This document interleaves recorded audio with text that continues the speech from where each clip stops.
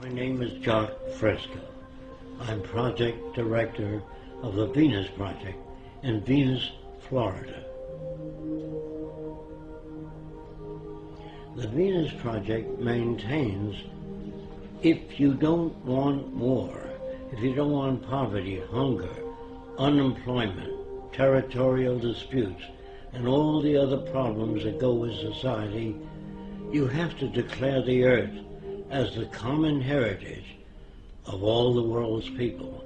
If you fail to do that, you'll have problems to the amount of events you don't want to change. If we don't change, we'll have the same problems over and over again. The Venus Project is an attempt to design a world where poverty, war, prisons, police do not exist, because we deal with the problems themselves, the factors that shape arrogant behavior, aggression, all the things that paralyze our society and prevent it from growing. Politics was good 100 years ago. Today, politicians have no ability to solve any problems because they're not students of behavior, they're not students of agriculture, oceanography. They know nothing about the factors that operate the world. So they say things that people like to hear, and that gets them elected. Now, scientists, on the other hand, are not concerned with public approval. What they do, even if everybody on Earth believed the Earth was flat, they would say, "You're wrong. This is the evidence we have to support the fact that the Earth is round." But they don't say, it's a little round, a little flat. That's politicians. Money was a convenience designed by man many years ago. He used to carry a bag of apples and change it for tomatoes. That was a trade in the old days. But when you invented money, it carried smaller particles, and it was easier to represent apples or tomatoes or eggs by giving a person a coin instead of bringing 50 eggs and chickens. Money represented a value agreed upon to diminish the lugging around of heavy objects. Later, it became the most corrupting medium in the world. It corrupted people. They paid each other off. If you wanted a congressman to act in your behalf, you put up a certain amount of money to help him get elected, and you owe that person a favor. And that's the same with the drug companies, the auto companies, the banks. All systems all over the world that use money are basically corrupt. Religion. In the old days, people could not account for natural events. They really know where all this came from, so they assumed there was a guy that lived up in the sky that made all these things. He made the earth. I think he took 6 days. On the 7th day, he rested. If it took 6 days, it means it was turning while he was making it, because you couldn't have a day. And that must be pretty rough to handle things while it's turning. And then he made a man and a woman and put them in a beautiful garden. Then he made a snake which walked upright and said, do terrible things.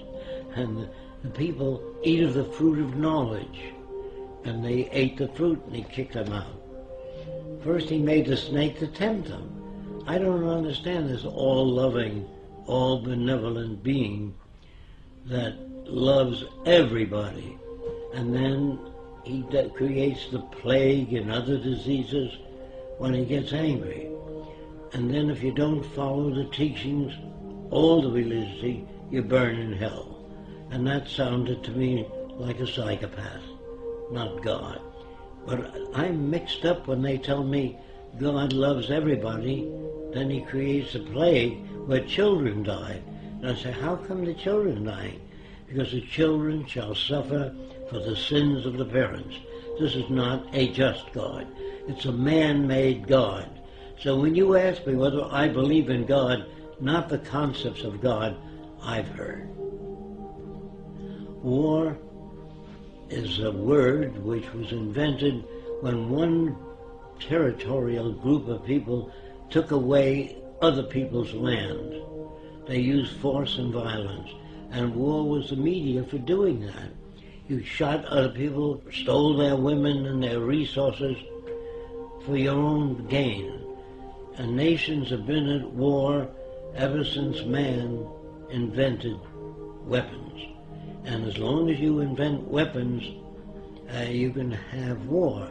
And war is the means of protecting everything you've stolen from others. No nation starts out very big. They start out smaller and take land away from other people. And they don't take it by invitation. They weren't invited to take over the land. They took it by killing, force, and violence. And war is the most inappropriate way of solving the differences. That's why I'm against the Pentagon and the military, because they majorly should be concerned with how to bridge the difference and bring nations together toward a common purpose, namely taking care of the environment, one another, and restoring the damaged environment. That's what I'd like to see in military systems. I would like to see, instead of training millions of soldiers to be killing machines, I'd rather train them in being problem solvers. Send them back to school, teach them social science, social psychology, sociology, so they can add to the culture, not be destructive. But ask anybody, what does democracy mean? They think it means participation in government affairs. So I asked them, do you really believe in democracy? They always say yes. I said, did you vote for the space program? They said, no.